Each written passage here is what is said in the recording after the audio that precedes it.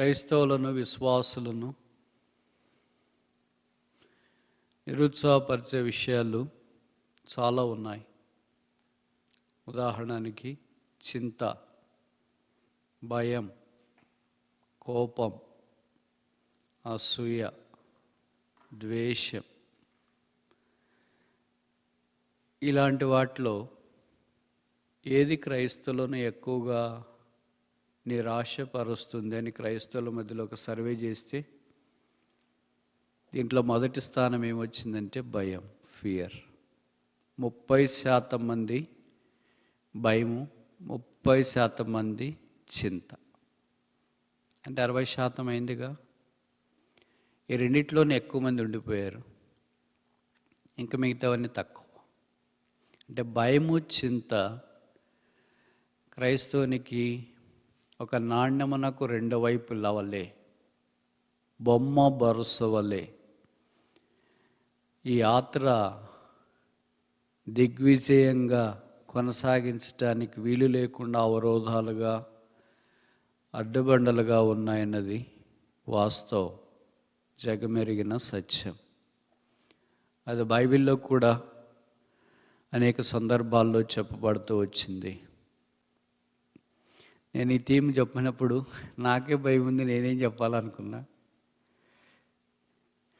భయానికి ఎవరు అతీతులు కాదు అని అర్థమైంది, అర్థం అవుతూ ఉంది, అర్థం కాబోతుంది కూడా.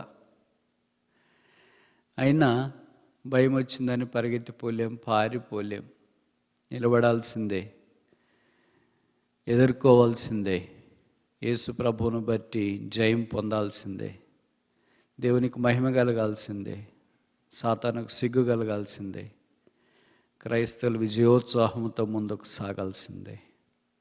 ఇదే మన గురి, గమ్యము. దేవుని వాక్యంలో ఆదికాండంలో ఇస్సాకుకు దేవుడు సెలవిచ్చిన ఈ మాట, భయపడకుము, నేను నీకు తోడై ఉన్నాను. మీరు అనుమతిస్తే ఇస్సాకుకు దేవుడిచ్చిన ఈ మాటను గురించి 26వ అధ్యాయాన్ని ఆధారం చేసుకొని కొన్ని విషయాలు మనం నేర్చుకోవటానికి ప్రయత్నం చేస్తాం. అందుకే మొదటి సెషన్కి ఒక క్యాప్షన్ పెడదాం, the providence of God for fear. భయము కొరకై లేదా భయాందోళనలో ఉన్నప్పుడు తప్పించుకోవటానికి దేవుడు చేసే ఒక సదుపాయం, ప్రావిడెన్స్. భయానికి ఎవరు అతీతులు కాదని చెప్తూ వచ్చినాం కదా. కానీ కొంతమంది చెప్తుంటారు నేను దేనికి భయపడను అని. అంతా అబద్ధం. దెర్స్ ఎ బ్రూటల్ నేకెడ్ లై. నేను ఎవ్వరికి భయపడను అని చెప్తారు. అది ఇంకా శుద్ధ అబద్ధం.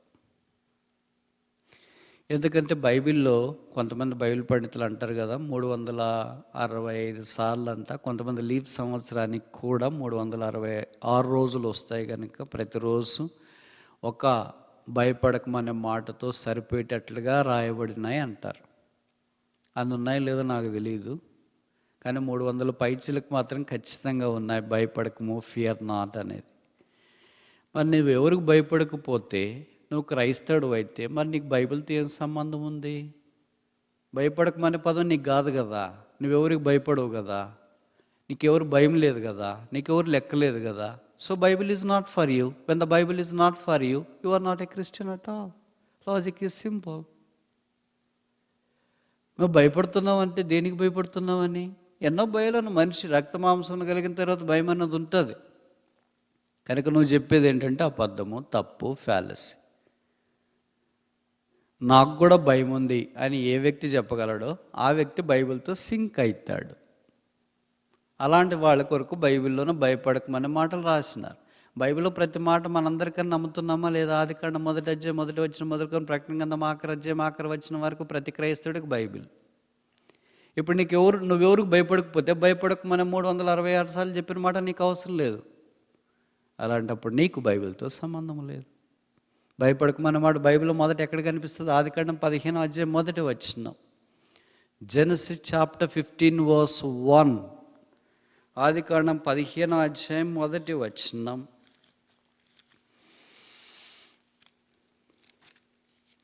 ఇవి జరిగిన తర్వాత యెహోవా వాక్యం అబ్రామునకు దర్శనమందు వచ్చి, అబ్రామా భయపడకుము. అబ్రాము లాంటోడికే భయపడకుము అన్నమాట దేవుడు చెప్తే, అసలు అబ్రాము అని పేరు ఉచ్చరించడానికి కూడా యోగ్యత లేని మన సంగతి ఏంటి? అబ్రహాము విశ్వాస వీరుడు, విశ్వాసులకు తండ్రి లాంటాడు, లేనిది ఉన్నట్లుగా దేవుడు చేయగలడని నమ్మినవాడు, మరణము నుండి కుమారుని లేపగలడని నమ్మినవాడు, ఆకాశ నక్షత్రములు భూమి మీద నిష్క్రియణల వలె దేవుడు తన సంతానాన్ని చేయగలడని విశ్వసించిన వాడికే భయం ఉంటే, విశ్వాసులం అని చెప్పుకొని విశ్వాసం లేని మన సంగతి ఏంటి? ఇసుక రేణువు అంతా విశ్వాసం లేని మన సంగతి ఏంటి అంటే ఖచ్చితంగా ఉంది అని అర్థం. నువ్వు లేదని చెప్పినా కూడా అబద్ధము అని అర్థం. భయము మొదటి 2 అధ్యాయాల ఆదికాండంలో లేదు, ఎందుకంటే పాపం లేదు. భయం అనేది ఆదికాండం 3వ అధ్యాయంలో వచ్చింది. ఆదాము పాపం చేసినప్పుడు అంజూరపు ఆకులు చుట్టుకొని ఆ పొదలో దాగినప్పుడు, చెట్టు వెనక దాగినప్పుడు దేవుడు వచ్చినాడు, యాడమ్ వేర్ ఆర్ట్ thou? నేను ఇక్కడ దాక్కుని ఉన్నాను. ఎందుకు దాక్కున్నాను? భయపడి. మొదట భయము అనే మాట అక్కడ ఆరంభించబడింది. కనుక పాపాన్ని బట్టి భయం అనేది కలుగుతుంది. పాప శరీరంలో ఉన్నాం కనుక అది కలుగుతుంది. ఇప్పుడు అబ్రహాము 15వ అధ్యాయంలో మనం చూస్తే ఆదికాండంలో భయం వచ్చింది. ఎందుకు వచ్చింది? 14వ అధ్యాయంలో తన బంధువైన లోతును కొంతమంది చెరపట్టుకుని పోయారు అన్నెల రాజులు. వారి దగ్గరికి అబ్రహాము వెళ్ళి ఆ లోతును విడిపించుకొని తిరిగి తీసుకుని వచ్చిన తర్వాత అబ్రహాముకి ఏంటంటే, ఈ కనానీయులు వీళ్ళంతా లోకస్తులు పగ తీర్చుకుంటారు. పాము లాంటి పగ. ఈ దినాల్లో విశ్వాసులు కూడా పెద్ద నాగబాములు ఉన్నాయనుకోండి, అది వేరే విషయము. అంటే పగ వాళ్ళు. కనుక ఈ రాజులు వచ్చి తిరిగి తన మీద దాడి చేస్తారేమో అని. అబ్రహాముకి ఎవరు అండలేరు కదా, ఆయన దాసులు, ఆయన పరివారమే చుట్టుపక్కల ఉన్న వాళ్ళే కదా, ఆయనకేమి ప్రత్యేకంగా తర్బీదు చేయబడిన సైన్యం లేదు కదా, అందుకే వాళ్ళు వచ్చి చంపేస్తారేమో అని భయం వచ్చింది. ఇంత విశ్వాసం వీరికే శత్రువులు అంటే భయం వస్తే మన సంగతి ఏంటి? ఎంతో దూరం మనం పోల్సిన పని లేదు. ఇంట్లో ఉన్నప్పుడు కరెంటు పోతేనే భయపడేవాళ్ళు ఉన్నారు, బల్లిని చూసి భయపడేవాళ్ళు ఉన్నారు, బొద్దింకుని చూసి భయపడేవాళ్ళు ఉన్నారు. రాత్రిపూట వర్షం పడేటప్పుడు థండర్ స్టార్మ్స్ అంటారు కదా మీరు, మెరుపులు వస్తేనే భయపడేవాళ్ళు ఉన్నారు, కొద్దిగా శబ్దం వస్తేనే భయపడేవాళ్ళు ఉన్నారు. రాత్రి అంతా లైట్లు ఆఫ్ చేసినప్పుడు మీ ఆయన, మీ ఆవిడ, మీ పిల్లలు ఎవరో ఒకళ్ళు ఉన్నట్టుండి వచ్చి కళ్ళు మూసినారనుకో భయపడిపోయేవాళ్ళు ఉన్నారు. ప్రతి దానికి భయపడిపోయేవాళ్ళు ఉన్నారు. మనం భయం లేదని చెప్పుకోవడం విషాదం కదా. అబ్రహాంకు కూడా భయం వచ్చింది. అయితే ప్రభుకు స్తోత్రాలు. ప్రభు అన్నాడు, ఫియర్ నాట్, భయపడొద్దు. బైబిల్లో మొదటిసారి ఇక్కడే కనిపిస్తుంది. నేను ఈ మాట చెప్పినానని మీరు అనుకోవచ్చు, అబ్రహాం లాంటోడికే భయం వస్తే మన సంగతి ఏంటి బ్రదర్ అని. అబ్రహాం లాంటి భయపడితే మన సంగతి ఏంటి అని. అబ్రహాం లాంటి వాడు భయపడి ఆ పరిస్థితిలో ఉన్నప్పుడు దేవుడు అబ్రహాంకు ప్రత్యక్షమయ్యి ఆయనకి ధైర్యం ఇచ్చినాడు. భయం పోగొట్టడానికి ఏం ప్రత్యక్షం కావాలా? మనం చదివాము, యెహోవా వాక్కు అబ్రహాము యుద్ధకు వచ్చి, the word of the lord came in to Abraham. This for the first time the word of the lord came to A person return in the Bible. బైబిల్లో మొట్టమొదటిసారిగా యెహోవా వాక్యం వచ్చిందన్న మాట ఇక్కడే రాయబడింది. భయం ఉన్నప్పుడు దేవుని యొక్క వాక్యం వచ్చి ఏం చేస్తుంది అంటే, that's a solution to dispel our fear. మన యొక్క భయాన్ని వెదజల్లటానికి లేదా పోగొట్టడానికి దేవుని యొక్క వాక్యం మనలో కార్యసిద్ధి కలిగిస్తుంది. అదే అబ్రహాం విషయంలో జరిగింది. కనుక దీనికి మనం ఒక పేరు పెడదామా? ద ఫియర్ ఆఫ్ ఎనిమీస్, శత్రువుల యొక్క భయం. ఆదికాండములో 5 సందర్భాల్లో కనీసం ఈ భయం కలిగిన వ్యక్తులను చుట్టానికి మనం ఆరంభంలో పూనుకుందాం. రెండవది ఆదికాండం 26, జెనసిస్ చాప్టర్ 26. ఇప్పుడు 24 మనం చదివాం. Genesis chapter 26 verse 24. నేను నీ తండ్రి అయిన అబ్రహాము దేవుడను, నేను నీకు తోడైనాను గనక భయపడకము. Isaac, fear not. ఇస్సాకు, నువ్వు భయపడొద్దు. అబ్రహామే భయపడితే ఇస్సాకు భయపడకుండా ఎలా ఉంటాడు? కానీ ఇస్సాకు కూడా భయపడాడు. ఇది కూడా కామనే. ఇస్సాకు దేన్ని చూసి భయపడాడు? గొప్పోళ్ళు ఉన్నారు కదా తన చుట్టూ అంతా, రాసులు, వాళ్ళందరూ ఆయనకు హాని చేస్తారేమో అని ఆయన భయపడ్డాడు. కొన్నిసార్లు మనం గొప్పోళ్ళు అయిన తర్వాత భయపడాల్సి వస్తుంది. మీకు తెలియదు అనుకుంటా ఆ కష్టాలు. నేను చెప్పే మాట మీకు అర్థమవుతుంది అనుకుంటా. మనం ఎదిగే కొలది కష్టాలు ఎక్కువైతే భయాలు ఎక్కువైతాయి, ఎందుకంటే శత్రువులు ఎక్కువైతారు. ఇస్సాకు ఇప్పుడు చాలా పెద్ద స్థానంలోనికి వచ్చినాడు. ఇస్సాకు కూడా శత్రువులు చుట్టుపక్కల వచ్చినారు. ఎవరు ఏం తెలియనప్పుడు నువ్వు అనామకుడుగా ఉండడం ఎంత మంచిదంటే, I praise God being a layman. మరి అందరు లేమ్యాన్ ఉంటే ఎట్లా బ్రదర్ అంటే, but those who have hard shoulders to take the responsibility and the reproach that comes from the people, it's fine. ప్రజల ఇద్దరు నుండి వచ్చే బాధలు, నిందలు, ఈ శత్రువులు ఎక్కువ కావడం, ఇవన్నీ భరించడానికి సిద్ధంగా ఉంటే ఓకే. ఒక పెద్ద స్థానానికి వెళ్ళిపోయిన తర్వాత ఏమవుతుందంటే, మన ఉద్యోగంలో కానీ, మందిరంలో కానీ, బాధ్యతలో కానీ, వాక్యం చెప్పే దాంట్లో కానీ, పెద్ద దాంట్లోకి వెళ్ళిన వెంటనే శత్రువులు ఎక్కువైపోతారు. ఎస్తేరుకి శత్రువులు ఎక్కువయ్యారుగా, మొర్దెకైకి శత్రువులు ఎక్కువయ్యారుగా.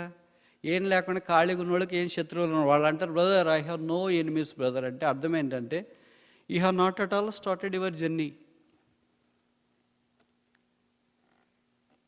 అందుకనే బైబిల్లో రాసిన మీ శత్రువులను ప్రేమించడంటే, నాకు శత్రువులు లేకపోతే ఎందుకు రాస్తారా పదము? శత్రువుల కొరకు ప్రార్థన చేయడానికి రాస్తారు. శత్రువులు లేకపోతే ఇంకా శత్రువుల కొరకు ప్రార్థన చేయమని ఎందుకు రాస్తారు? అంటే దావీదు లాంటి వాళ్ళకే శత్రువులు ఉంటే, అబ్రహాం లాంటి వాళ్ళకే శత్రువులు ఉంటే, ఇస్సాకు లాంటి వాళ్ళకే శత్రువులు ఉంటే, మనకు శత్రువులు లేరని అనుకుంటే మనం ఏమై ఉండాలా? కనుక ఎంత ఎక్కువ వస్తామో అంత ఎక్కువ ప్రాబ్లమ్స్ కూడా వస్తాయి. అలాగని ఇంకే ఎదుర్కొండ మానేస్తామా? తప్పదు కొన్నిసార్లు. ఇస్సాకు కూడా అలాగే గొప్పవాడు అయిపోయిన తర్వాత ఆయనకు చుట్టుపక్కల ఎన్నో సమస్యలు వచ్చినాయి. ఆ సమస్యలన్నింటిలో నుండి దేవుడు ఆయన కాపాడాలని కోరాడు. Fear of enlargement. మూడవది చూస్తామా? ఆదికాండం 46వ అధ్యాయం, జెనసిస్ చాప్టర్ 46 వర్స్ 3. ఆదికాండం 46:3. ఆదికాండము 46:3, జెనసిస్ 46 వర్స్ 3. నేను ఐగుప్తునకు నీతో కూడా వచ్చేదను, అంతేకాదు నిశ్చయముగా నిన్ను తిరిగి తీసుకొని వచ్చేదను. 3వ వచనము, ఆయన నేనే దేవుడను, నీ తండ్రి దేవుడను, ఐగుప్తునకు వెళ్ళుటకు భయపడకము, అక్కడ నిన్ను గొప్ప జనముగా చేసేదను. ఇప్పుడు యాకోబుకు కూడా భయం వచ్చింది. నేను ఇవన్నీ చెప్తున్నాడు మీకు అర్థమైండల్లా. అబ్రహాం, ఇస్సాకు, యాకోబుల దేవాన్ని మనం ప్రార్థన చేస్తాం కదా. మరి అబ్రహాం లాంటివాడికి భయం వస్తే, ఇస్సాకు లాంటివాడికి భయం వస్తే, యాకోబు లాంటివాడికి భయం వస్తే, వాళ్ళ పేర్లు కూడా ఉచ్చరించడానికి కూడా యోగ్యత లేని మన సంగతి ఏంటి? బట్ దేవుడు ఈ ముగ్గురిని కూడా దర్శిస్తూ వచ్చాడు. Abraham fear not, Isaac fear not, Jacob fear not. యాకోబుకి వచ్చిన ఫియర్ ఏంటి? Fear of Egypt.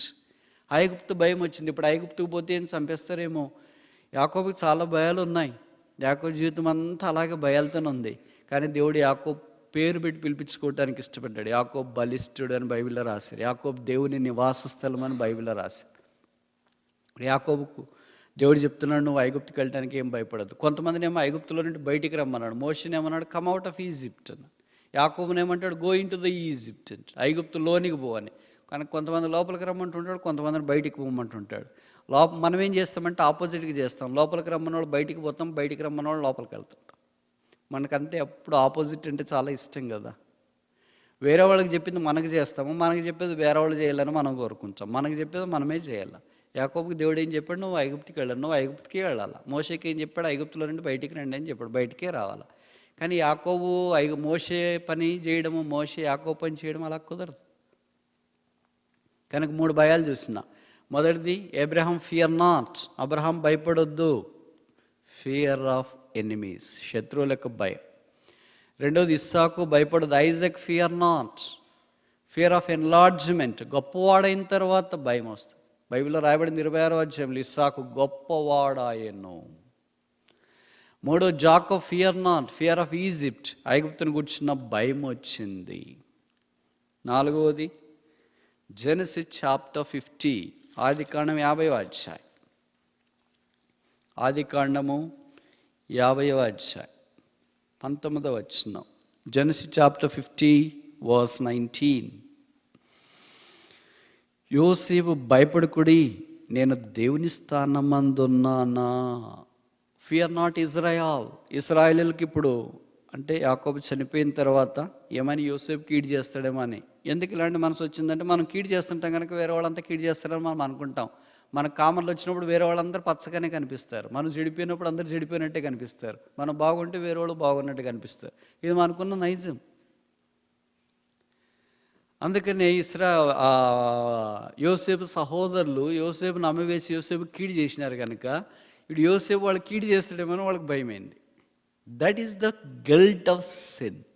పాపం యొక్క నేరారోపణ చేసే శక్తి అది. అది ఏ రోజుకైనా చేస్తూనే ఉంటుంది. కానీ యోసేపు అన్నాడు, fear not, I do no revenge unto you. నేను మీకు ఏ ప్రతీకారము హాని చేయను. ఫియర్ ఆఫ్ ఈవిల్, కీడు జరుగుతుందేమో అని భయం. కొంతమంది అలాగే ఉంటారు, రాత్రి పడుకుంటే ఏదో చెడ్డ కళలు వచ్చినాయి, మళ్ళీ మాకు కూడా ఇలాగ జరుగుతుందేమో అని. ఎక్కడో ఏదో జరిగితే నీకు జరుగుతుందని ఎందుకు అనుకుంటావు? అనుకోవడమే కాకుండా మీ పక్కన మీ ఆయనకు చెప్పు, మీ ఆవిడికి చెప్పు, మీ పిల్లలకి చెప్పు, వాళ్ళకి నిద్ర లేకుండా నీకు నిద్ర లేకుండా, వాళ్ళకి అన్నం లేకుండా నీకు అన్నం లేకుండా, వాళ్ళకి షుగర్ ఎక్కువై నీకు షుగర్ ఎక్కువై, వాళ్ళకి బీపీ ఎక్కువై నీకు బీపీ ఎక్కువై, హాస్పిటల్కి పోయి మందిరం ముడుకొచ్చి చెప్పి, బ్రదర్ మా కొరకు ప్రార్థన చేయండి. ఏంటి ఆ కారణం అని తెలుసుకుంటే ఒక చిన్న కళ వచ్చిందంట. ఏంటి ఆ చిన్న కళ అంటే, ఆ కళలో ఎవరో ఏదో జరిగినట్టు కళ వచ్చింది, చెడ్డ కళ. సో దానికి ఇంత అమాంతమైంది సృష్టించుకోవాలా, దట్స్ కాల్డ్ భయం. అందుకే దేవుడు యోసేపుతో ద్వారా ఇశ్రాయేలుకి సెలవిస్తున్నాడు, భయపడొద్దు, ఫియర్ నో ఈవిల్. 5వ చూస్తామా? ఆదికాండం 50వ అధ్యాయం, Genesis chapter 50 verse 21. Genesis chapter 50 verse 21. ఆదికాండం 50:21.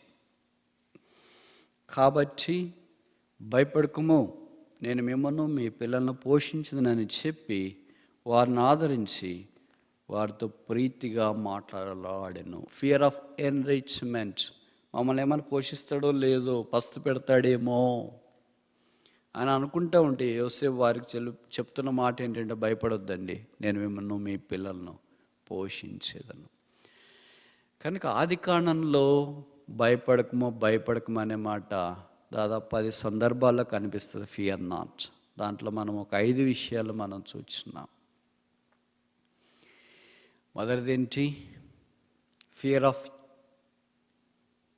ఎనిమీ, శత్రువు యొక్క భయం. రెండవది ఫియర్ ఆఫ్ ఎన్లార్జ్మెంట్, గొప్పవాడైనాడు కనుక భయం. మూడవది ఫియర్ ఆఫ్ ఈజిప్ట్, ఐగుప్తును గూర్చున్న భయం. నాలుగవది ఫియర్ ఆఫ్ ఈవిల్, కీడును గూర్చున్న భయం. ఐదవది ఫియర్ ఆఫ్ ఎన్రిచ్మెంట్, పోషించబడతామా, మా కళలు తీర్చబడతాయనే భయముతో వాడు ఉన్నప్పుడు యోసేపు ద్వారా దేవుడు అన్నాడు, భయపడుకోండి. సరే, ఇప్పుడు 5 సందర్భాల్లో భయపడుకుడు అనేది మనం చూడట్లేదు, కానీ ఒకే సందర్భమే, అదే మన థీమ్. ఆదికాండం 26, ఇస్సాకుతో దేవుడు చెప్పిన మాట, నేను నీకు తోడై ఉన్నాను, fear not. Isaac, fear not, because there is a providence of God. దేవుని యొక్క సదుపాయం ఉంది. నువ్వు భయపడకుండా ఉండటానికి, భయపడటానికి చాలా పరిస్థితులు వచ్చినాయి. మనకు కూడా చాలా పరిస్థితులు వస్తాయి భయపడటానికి. ఏమొచ్చినాయి? ఇస్సాకు వచ్చిన పరిస్థితులు 26వ అధ్యాయంలో గ్రంథస్థం చేయబడింది. ఇక్కడ ఒక 5 విషయాలు మనము పరిగెరుకోవటానికి ప్రయత్నం చేస్తాం. ఆసక్తి కలిగిన వాళ్ళు నాతో కూడా ఆ పని చేయవచ్చు. ఎందుకు మనకు భయం? బాగున్నాం కదా, బాగున్నాం కనుకనే భయం వస్తుంది. ఇస్సాకు బాగే ఉన్నాడు కదా, భయం వచ్చింది. మొదటిది 26వ అధ్యాయం, జెనసిస్ చాప్టర్ 26 వర్స్ 1. 26:1, ఆదికాండం 26:1. అబ్రహాము దినములలో వచ్చిన మొదటి కరువు గాక మరొక కరువు ఆ దేశములో వచ్చెను. అప్పుడు ఇస్సాకు గెరార్లో ఉన్న ఫిలిస్తీన్ల రాజైన అబీమెలెకు నొద్దకు వెళ్ళెను. There are problems. కనుక మొదటిది ఏంటంటే, వీ హ్యావ్ ఏ ప్రాబ్లం. ఏంటి ఆ ప్రాబ్లం అంటే కరువు. కరువు రావడం ఏంటి? ఇస్సాకు దేవుడికి ఎంత ఇష్టమైనడు కదా. ఆ కరువు ఎప్పుడు వచ్చిందే సైటేషన్ కూడా ఇస్తున్నారు. అబ్రహాము దినములలో మొదటి కరువు వచ్చిందండి బైబిల్లో. ఇప్పుడు నేను ఒక మాట అడగొచ్చా? మిమ్మల్ని అడిగేంతటి వాడిని కాదు, అయినా మీ గమనం వాక్యం మీద ఉంచడానికి వచ్చిరు ప్రయత్నం. బైబిల్ ఎన్నిసార్లు కరువు వచ్చినట్లు రాయబడింది? పాత నిబంధనలు ఎన్నిసార్లు, కొత్త నిబంధనలు ఎన్నిసార్లు? మొదట ఎప్పుడు కరువు వచ్చింది, ఆఖరికి ఎప్పుడు కరువు వచ్చింది? ఇస్సాకు వచ్చిన కరువు ఎన్నోది? మనకు కరువు ఉందా లేదా? ఫ్యామిన్. 5 ప్రశ్నలు అర్థమయ్యాయి అనుకుంటా. మొదటి ప్రశ్న, బైబిల్ ఎన్నిసార్లు కరువు వచ్చినట్లు వ్రాయబడింది? జవాబు 13 సార్లు. పాత నిబంధనలు ఎన్నిసార్లు కరువు వచ్చినట్లు రాయబడింది? జవాబు 11 సార్లు. కొత్త నిబంధనలు ఎన్నిసార్లు కరువు వచ్చినట్లు రాయబడింది? జవాబు 2 సార్లు. మొదటి ఎవరి దినాల్లో కరువు వచ్చింది? జవాబు ఆదికాండం 12వ అధ్యాయం అనుకుంటా, అబ్రహాము దినాల్లో కరువు వచ్చింది. ఆఖరికి ఎవరి దినాల్లో కరువు వచ్చింది? అపోస్తుల కార్యంలో యెరూషలేములో కరువు వచ్చింది. ఆ దినములలో కరువు కలుగునని ప్రవక్త అయిన అగబు వచ్చి ప్రకటన చేయడం ఆరంభించినాడు. కనుక అన్నిసార్లు కరువు ఎందుకు వచ్చింది? అబ్రహాం దినాల్లో కరువు వచ్చింది, ఇస్సాకు దినాల్లో కరువు వచ్చింది, యాకోబు దినాల్లో కరువు వచ్చింది, యోసేఫ్ దినాల్లో కూడా కరువు వచ్చింది. ఆదికాండం ఈజ్ ఫోల్డ్ విత్ ఫ్యామిన్. ఆదికాండంలో అంతా మనకు కరువు అని కనిపిస్తుంది. అబ్రహాం లాంటి వాడి దినాల్లోనే కరువు వస్తే, ఇస్సాకు దినాల్లో అంటే కరువు వస్తే, యాకోబు దినాలే కరువు వస్తే, యోసేఫ్ దినాల్లోనే కరువు వస్తే, మన దినాల్లో అసలు కరువే, సమృద్ధి ఏముండదు. ఏం కరువు? వాళ్ళకేమో భౌతికమైన కరువు. ఎందుకు కరువు రావాలా? Why is famine? This is one of the ways God wants to deal with his people in terms of judgement. దేవుడు కొన్ని తీర్పులు మనుషుని మీద పంపిస్తుంటాడు. జలప్రవాహం ఒక తీర్పు, అగ్నిగంధకంతో మండు గుండం ఒక తీర్పు, ఆకాశం నుండి అగ్ని దిగి రావడం ఒక రకమైన తీర్పు, కరువు రావడం ఒక తీర్పు.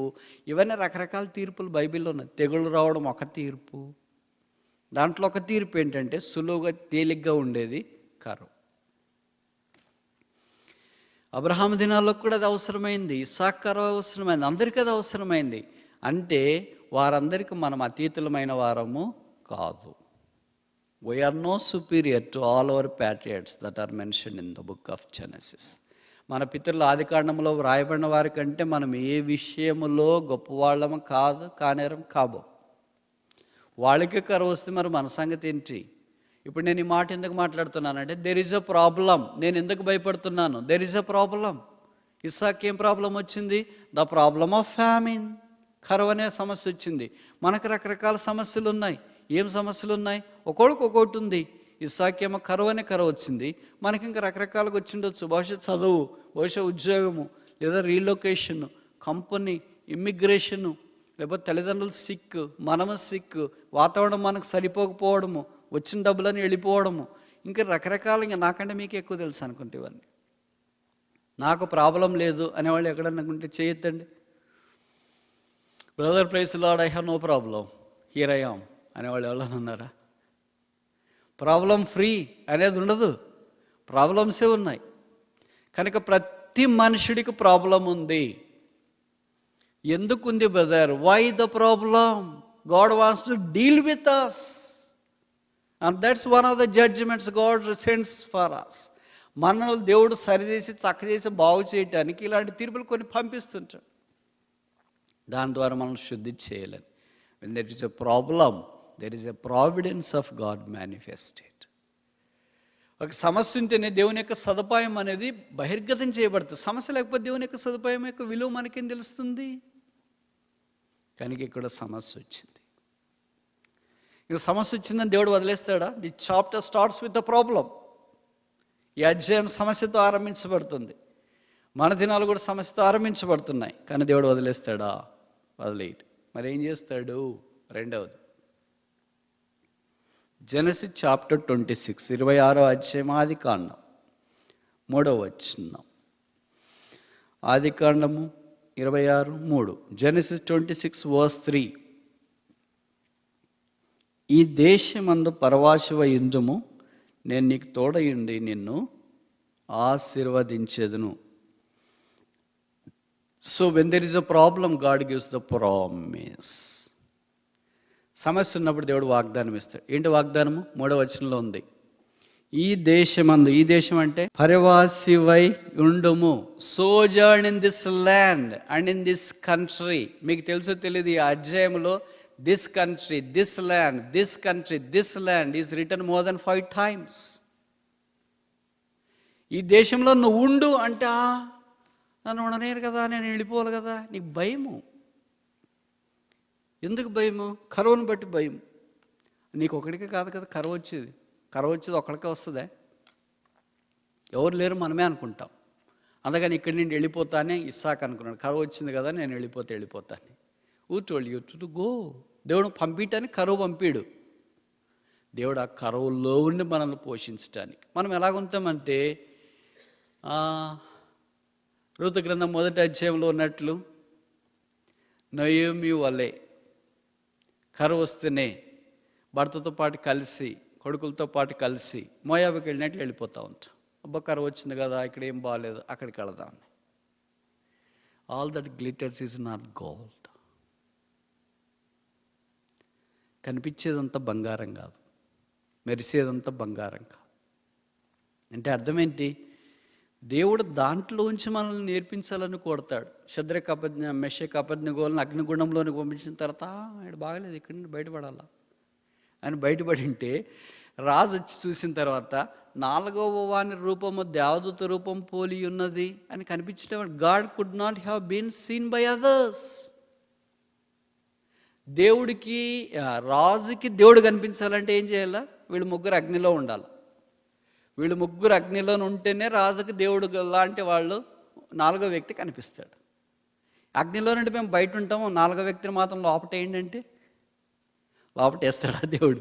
మనం చాలాసార్లు అదే అనుకుంటుంటాం. అందుకే మనల్ని దేవుడు ఆ పొజిషన్లో పెట్టి తను నడుస్తూ మనతో ఆయన నడుస్తున్నాడని పక్కన వాళ్ళకి చూపించాలని దేవుని యొక్క కోరిక. మనం అనుకుంటాం, ప్రభావ మేము నడవలేము, కావాలంటే నువ్వే నడవు, వేరే వాళ్ళు చూసేటట్లు చేసుకో. This is not possible anyway. అందుకని ఇప్పుడు ఏం చెప్తున్నాడంటే, ఈ దేశంలో సోజర్న్ ఇన్ దిస్ ల్యాండ్, ఈ దేశంలో పరవాసివై ఉండు. ఎట్లుండాలి ప్రభువా? I will be with you, నేను నీకు తోడై ఉందును. This is the promise for you. But there is a promise from God. దేవుడు సెలవిస్తున్న మాట 2వ వచనంలో కూడా ఆ మాట రాయబడింది చూడండి. 2వ వచనం ఆఖరి వరుస, Genesis chapter 26 verse 2 last part. నేను నీతో చెప్పు దేశమందు నివసించుము. ఇవన్నీ మీరు చూడాలా, అండర్లైన్ చేయాలా, నమ్మాలా. దేవుని వాక్యం నేను నమ్ముతాననే వాళ్ళు ఎవరు చేయొద్దండి.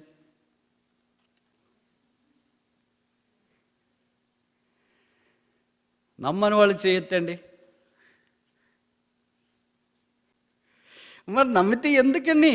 ఇక్కడ వాక్యం స్పష్టంగా రాయబడింది, this is true. Do you believe that is this true or not? ఇది వాస్తవమా కాదా?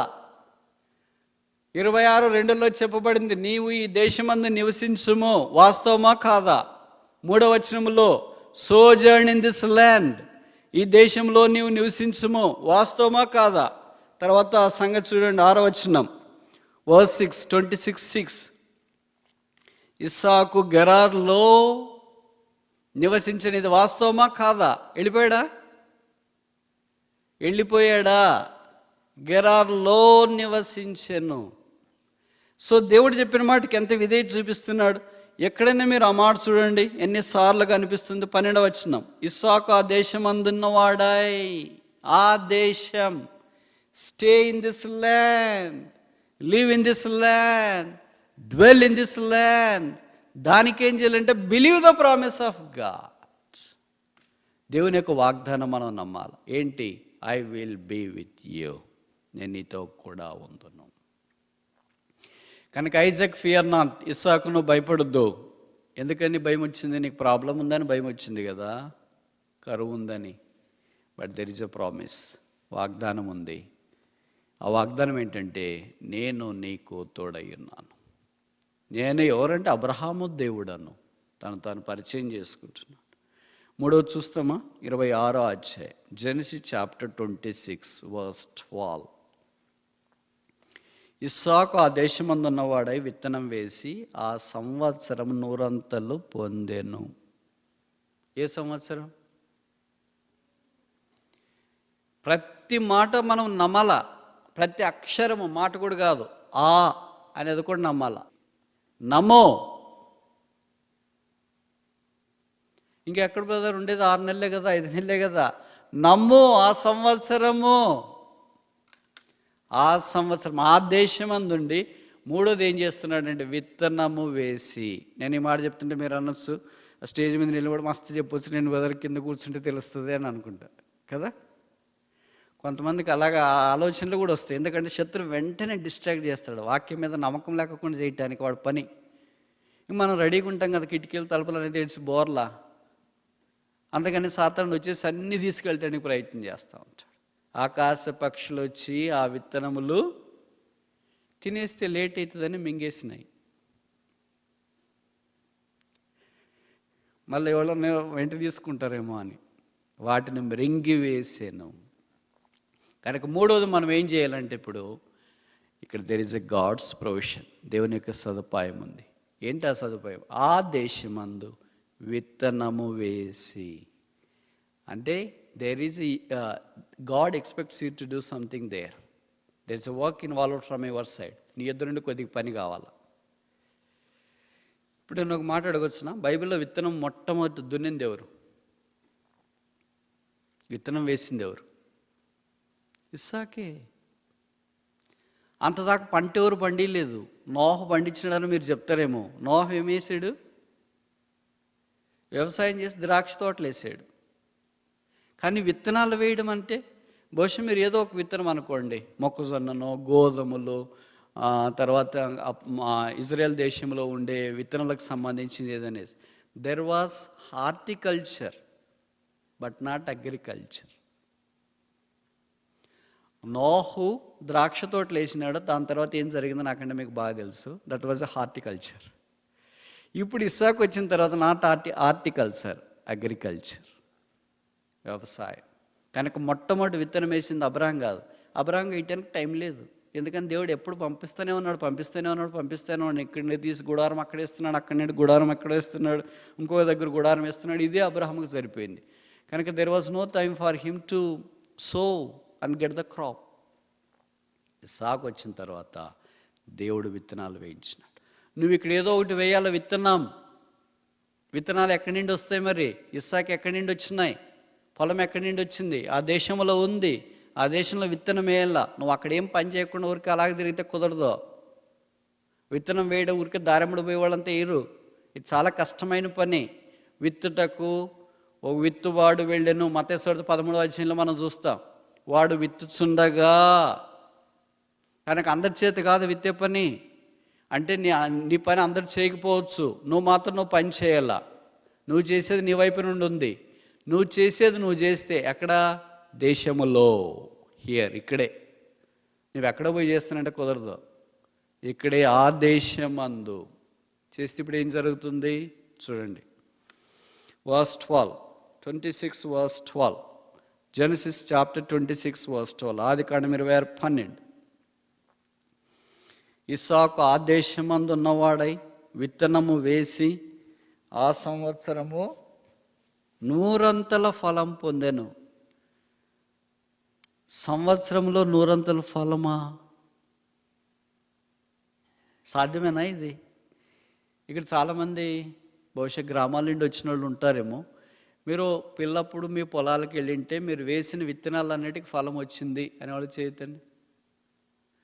మాకు కొన్ని పొలాలు ఉన్నాయి, మేము విత్తడానికి వెళ్ళేవాళ్ళము. ఖచ్చితంగా ఒక 30-40% వేస్ట్ అయిపోతుంది. ఆ పొలిమేడల దగ్గర ఆ దారి ఉంటుంది, వచ్చిపోయే గట్లుంటాయి, నీళ్లు బారి చిన్న అదేంటి నాలుగులు లాంటివి ఉంటాయి. కనుక సాధారణంగా 30-40% వేస్ట్ అవుతుంది. ఒక 60% విత్తనాలు మంచి నేలలో పడి పైకి వస్తాయి. 100%? వేసింది వేసినట్లేనా? ఇది నేను చెప్పే మాటలు కాదు, అసలు బైబిల్లోనే రాశాడు. విత్తడానికి వెళ్ళాడు, విత్తినాడు, మంచి నీళ్ళలో పడ్డాయి. మొదట 30 అంతలు రావాలా, తర్వాత 60 అంతలు రావాలా, తర్వాత 100 అంతలు రావాలా. మొదటి సంవత్సరం 30 అంతలు రావాలా, రెండో సంవత్సరం 60 అంతలు రావాలి, మూడో సంవత్సరం 100 అంతలు రావాలి. కానీ అదే సంవత్సరమే 30-60 దాటేసినాడు. That's how God works. He bypasses all the stages, brother. For God it is possible. Mark 10:27 says, with God all things are possible. దేవునికి సమస్తము సాధ్యము. ఇది ఏ రైతు దగ్గరికి మనం వెళ్ళి అడిగినా, వరి వేసాడు అనుకోండి, మీరు వేసింది వేసినట్లు 100% వచ్చిందా? గోధుమలు వేసావనుకోండి, వేసింది 100% వచ్చిందా? No, not possible. ఎంత ఎక్కువ వస్తే మ్యాక్సిమం 90% వస్తుంది, అంతకంటే ఎక్కువ రాదు. ఎట్లా వేస్టేజ్ ఉంటుంది. But there was no wastage at all, because God blessed it, because he was in that land. ఆ దేశంలో ఉన్నాడు, దేవుడు దాన్ని ఆశీర్వదించినాడు, దేవుడు తన హస్తం బలపరచాలని కోరినాడు. It was a manifold blessing. Is possible with God. The provision of God, దేవుని యొక్క ఏర్పాటు.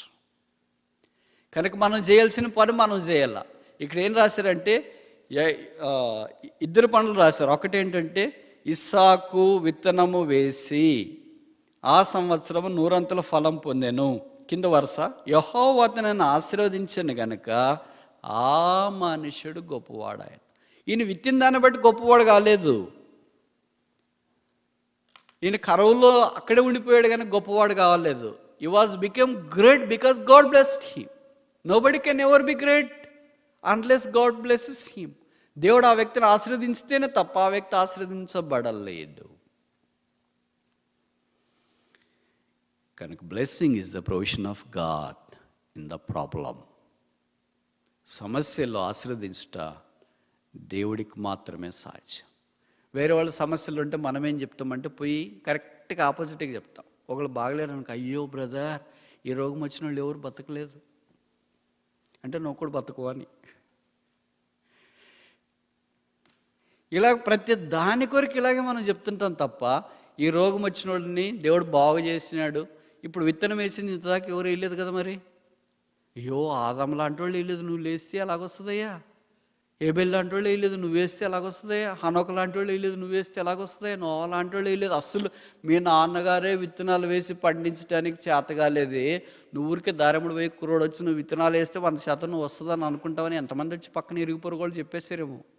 మీకు తెలుసు కదా, గ్రామాల్లో మనం ఒక పొలం విత్తడానికి వెళ్ళామనుకోండి, పక్కన వాళ్ళు వచ్చి అడుగుతారు ఏం విత్తున్నారండి అని. మొక్కజొన్నలు ఇక్కడ రావండి, వరి కూడా ఇక్కడ పండదండి, సన్ఫ్లవర్ కూడా ఇక్కడ రాదండి. మరి ఏం పండుతుంది? ఏం పండదండి. నువ్వు మాత్రం పక్కన వేసుకోవచ్చుగా. మేము వేసుకోవచ్చండి, మేము బాగా చేసుకున్నాం అంటే మీరు చేసుకోవట్లేదు, మీరు వేయొద్దండి మేమే వేసుకుంటాం. ఇవన్నీ మనం సాధారణంగా చూస్తుంటాం. అంత మనకి బ్యాక్గ్రౌండ్ ఫీడింగ్ ఇస్తారు, ఇది జరగదు ఇది జరగదు ఇది జరగదు ఇది జరగదు ఇది జరగదు అని. But what was not happen in the past is going to happen today. గత దినాల్లో ఏది జరగలేదు అది ఈ దినం జరగబోతుంది. గత దినాల్లో ఎవరికి జరగనిది నీకు జరుగుతుంది. మీ నాయన నీకింట గొప్పోడే కావచ్చు, మీ నాన్నగారు గొప్పోడే కావచ్చు. Maybe all our ancestors are greater than all of us, but the God who has chosen us is even greater than all of our ancestors. మన పూర్వీకులు మన పితరులందరికంటే మన దేవుడు, మనల్ని ఎన్నిక చేసుకున్న దేవుడు గొప్పవాడు కనుక ఆ దేవుడు చేస్తాడు. మిగతా వాళ్ళకి చేయలేదు కదా. మనకి ఎప్పుడు బ్యాక్గ్రౌండ్ కలదు కదా. వాళ్ళకి బాగైందా? బాగైంది, అయితే మనం ఆ డాక్టర్ దగ్గరికి వెళ్దాం. వాళ్ళకి వచ్చిందా? వచ్చింది, అయితే మనం ఆ లాయర్ దగ్గరికి వెళ్దాం. వీళ్ళకి బాగా జరిగింది, బాగా జరిగింది. వాళ్ళకి ఎవరికి బాగా కాలేదంట, నువ్వు వెళ్తావా? No. We want always evidence. మనకెప్పుడు ఎవిడెన్స్గా రుజువులు కావాలి. ఇస్సాకు ఏ రుజువు మీద ఆధారపడలేదు, ఒకటే ఒకటి రుజువు, యెహోవా అతనిని ఆశీర్వదించు. So God wants to manifest his provision in the problem. సమస్యల్లో దేవుడు తన సదుపాయాన్ని గొప్ప చేయాలని కోరుతున్నాడని ఇస్సాకు ద్వారా మనకు అర్థమవుతుంది. ఐజాక్ ఫియర్ నాట్, ఇస్సాకును భయపడొద్దు, because there is a providence for your fear. నీ భయానికి లేదా భయం తొలగించడానికి నేను ఒక సదుపాయం చేశాను. దెర్ ఈజ్ ఎ ప్రాబ్లం, సమస్య ఉంది. రెండోది ఇక్కడ మనం చూస్తున్నాం, దెర్ ఈజ్ ఎ ప్రామిస్, ఆ సమస్య ఉంది కనుక నీ వాగ్దానం వస్తుంది. మూడవది ఇక్కడే మనం చూస్తుంది, దెర్ ఈజ్ ఎ ప్రొవిషన్, నీకు ఏర్పాటు ఉంది, నువ్వు పని చేయాలా, నేను ఆశీర్వదిస్తా. నాలుగోది చూస్తామా, జెనసిస్ చాప్టర్ 26 verse 19, 26-19.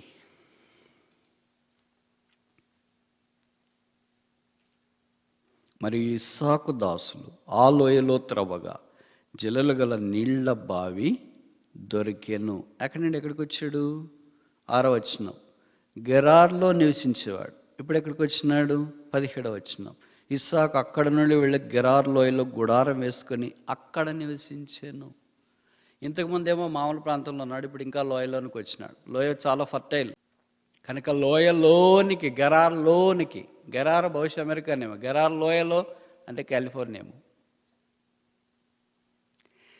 నివసించను. నేను చెప్పేది మీకు నవ్వుగా అనిపిస్తుంది కదా, but this is mentioned here. 26వ అధ్యాయంలో చెప్పబడింది. మనలాంటి ప్రాబ్లమ్స్ ఎప్పుడో బైబిల్లో మనుషులకు వచ్చిన మనం ఏమనుకుంటాం, ఎవరికి రాలేదు, అస్సలు మనకి వచ్చింది అనుకుంటాం. Absolutely incorrect. Bible has all the documentation of all sort of the problems and our solutions for all the problems and outcome of all the people who have came through the problems. The stories of success. ఇప్పుడు ఇస్సాకుది కూడా అలాంటిది ఒకటి. బావి త్రవ్వగా జలల గల నీళ్ల బావి దొరికేను.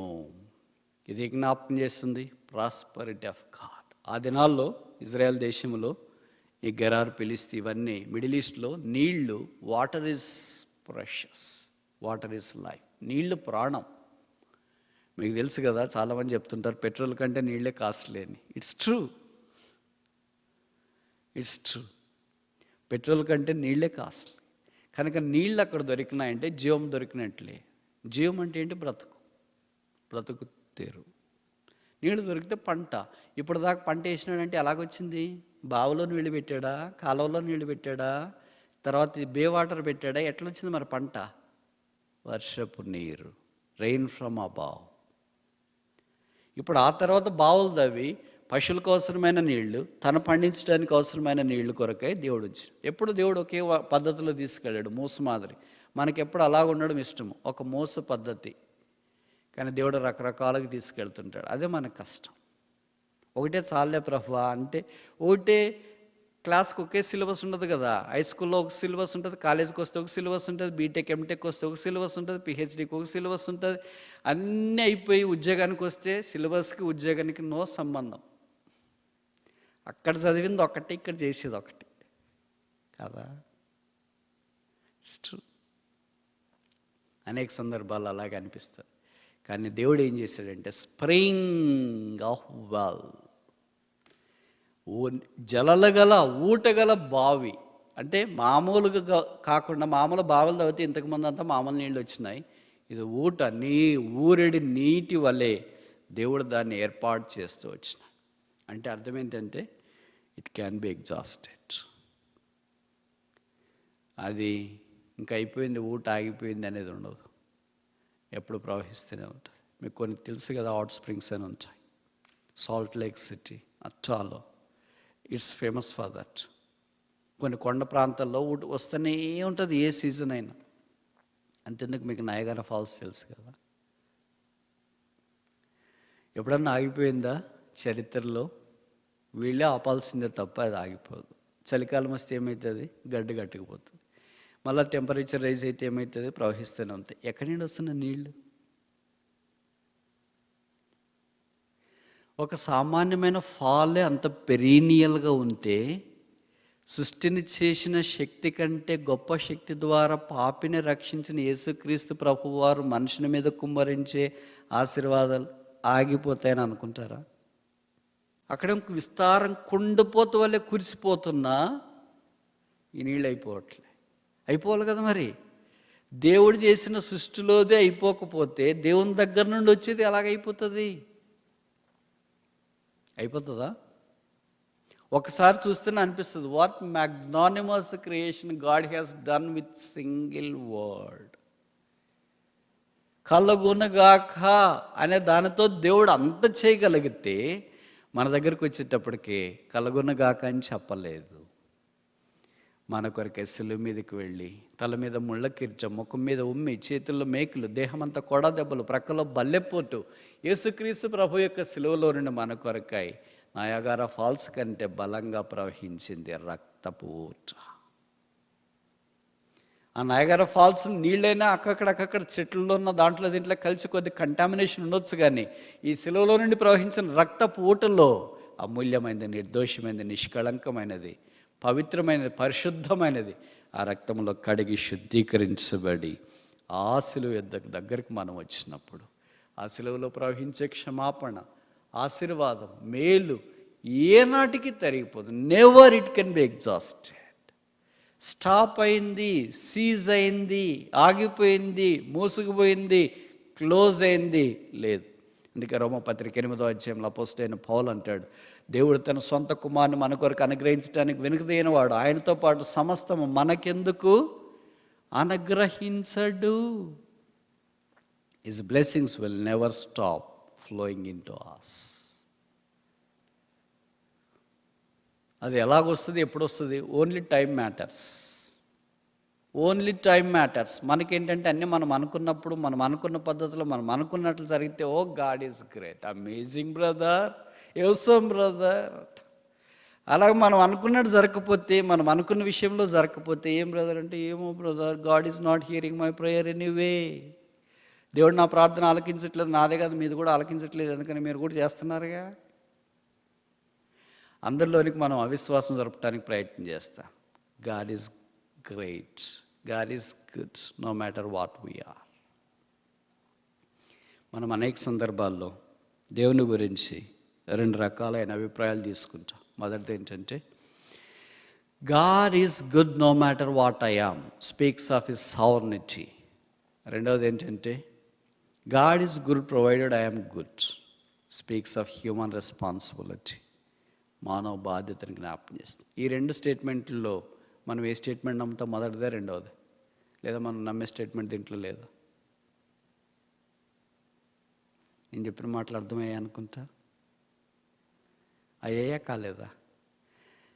దేవుడు మనం ఎలాంటి వాళ్ళమైనా మంచోడు, అది ఆయన సార్వభౌమత్వాన్ని జ్ఞాపకం చేస్తుంది. Statement number 1. రెండవది, మనం మంచోళ్ళు అయితేనే దేవుడు, మనం మంచిగుంటేనే దేవుడు మంచిగుంటాడు. అది మానవ రెస్పాన్సిబిలిటీ, బాధ్యతను జ్ఞాపకం చేసుకుంది. అది స్టేట్మెంట్ నెంబర్ 2. మనం మొదటి నమ్ముతామా, రెండవది నమ్ముతామా? 2 నమ్ముతామా? మనం నమ్మేది రెండిట్లో లేదా? Statement number 1 is absolutely true, 100% right. God is good no matter what I am, speaks of his sovereignty. నేను ఎలాంటి వాడినైనా, ఎంత భ్రష్టునైనా, ఎంత చెడిపోయినా, God is good. God is good at all times, all seasons. మీరు దేవుని యందు విశ్వాసం ఉంచిన వారి జీవితంలో కూడా ఒక రోజులో 4 సీజన్లు రావచ్చు. ఒకే రోజు వర్షం పడవచ్చు, ఒకే రోజు ఎండొచ్చు, ఒకే రోజు చలి రావచ్చు, ఒకే రోజు వడగండ్లు రావచ్చు, ఒకే రోజు డ్రై కావచ్చు. All things may happen. ఆ సంవత్సరము ఇట్స్ పాసిబుల్ విత్ గాడ్. 5వ దాకా చూసి ముగిస్తామా? జెనసిస్ చాప్టర్ 26, ఆదికాండం 26వ అధ్యాయం, వర్స్ 22, 26, 22. అతడు అక్కడ నుండి వెళ్ళి మరి ఒక బావి త్రవ్వించును, దాని విషయమై వారు జగడమాడలేదు గనుక అప్పుడు అతడు, ఇప్పుడు యెహోవా మనకు ఎడమ కలుగజేసి ఉన్నాడు కనుక ఈ దేశమందు అభివృద్ధి పొందదని అనుకుని దానికి రెహబోత్ అని పేరు పెట్టెను. ఈ మాట మీరు గమనిస్తున్నారా? ఏ మాట? ఆ దేశమందు, ఆ దేశమందు, ఆ దేశమందు. కనుక believe this promise, believe this chapter. Me Bible ఈ అధ్యాయం ఉందా? ఆదికాండం 26వ అధ్యాయం ఉందా లేదా? ఇస్సాకు దేవుడు ఉన్నాడా లేదా? ఇస్సాకు వాగ్దానాలు ఉన్నాయా లేదా? నేను అలాగే చెప్తున్నా. వీళ్ళు కొంతమంది అనుకుంటారు, మీరు వచ్చి కింద కూర్చుంటే తెలుస్తుంది, మీరు పైన కూర్చుంటే ఎట్లా? మా కష్టాలు మాకు బోలెడు ఉన్నాయి, మన కష్టాలన్నీ బోలెడు ఉన్నాయి. కానీ ఇస్సాకు దేవుడు మన దేవుడు. ఆ దేశమందు, ఆ దేశమందు, ఆ దేశమందు, ఆ దేశమందు. 31, తెల్లవారినప్పుడు వారు లేచి ఒకరితోనొకడు ప్రమాణం చేసుకుని, తర్వాత ఇస్సాకు వారిని సాగనంపగా వారు అతని యుద్ధ నుండి సమాధానంగా వెళ్ళిరి. There is a peace. సమాధానం, పోట్లాడలేదు, ఎడమలేదు. ఏ దేశంలో ప్రాబ్లం వచ్చిందో ఆ దేశంలోనేమొచ్చింది? పీస్. ఇంతకుముందు ఈ దేశంలో ఏమొచ్చింది? ప్రాబ్లం, కరువు. ఇప్పుడు ఈ దేశంలో ఏమొచ్చింది? Peace. Only Christian can do this.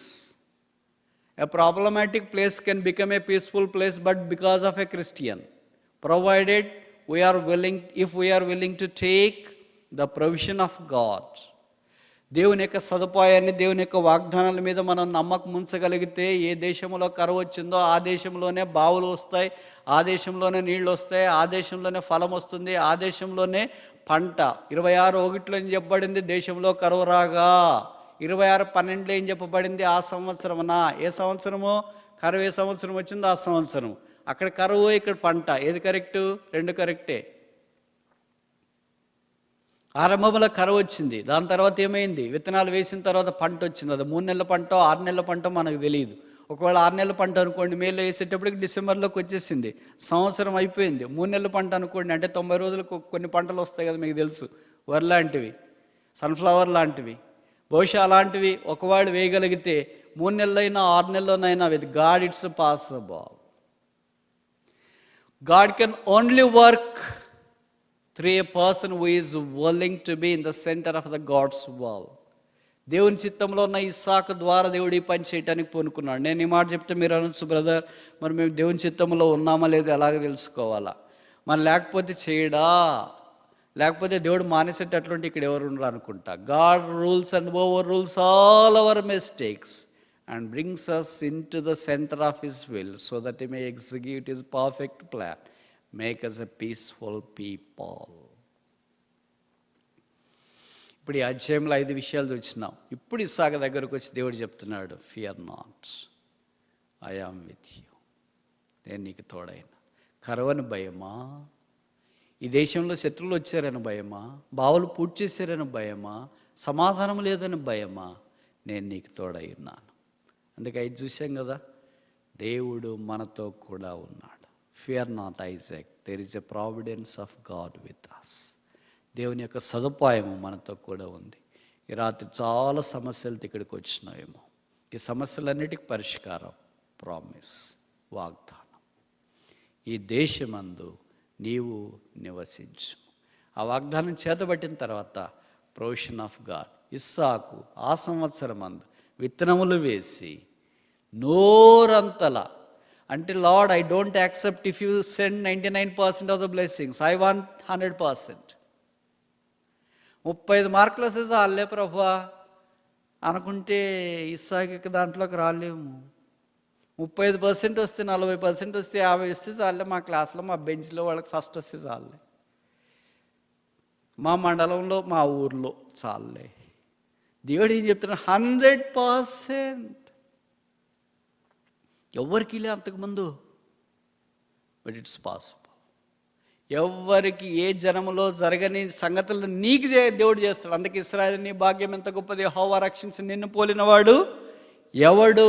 With God all things are possible. Do we trust that God? The God of Abraham, the God of Isaac, the God of Jacob, the God of Joseph, the God of all our ancestors is still alive today. మన పితరులంతా లోకాన్ని విడిచిపోయినా మన దేవుడు విడిచిపోలేదు. కనుక ప్రభువా నేను ఇక్కడున్నా, నన్ను కూడా కరుణించు అని ఎవరు రాగలరో వారి విషయమై దేవుడు జ్ఞాపం చేసుకోవాలని కోరుతూ ఉన్నాడు. మనకు సిద్ధమేనా? దేవుడి మాటలు దీవించును గాక.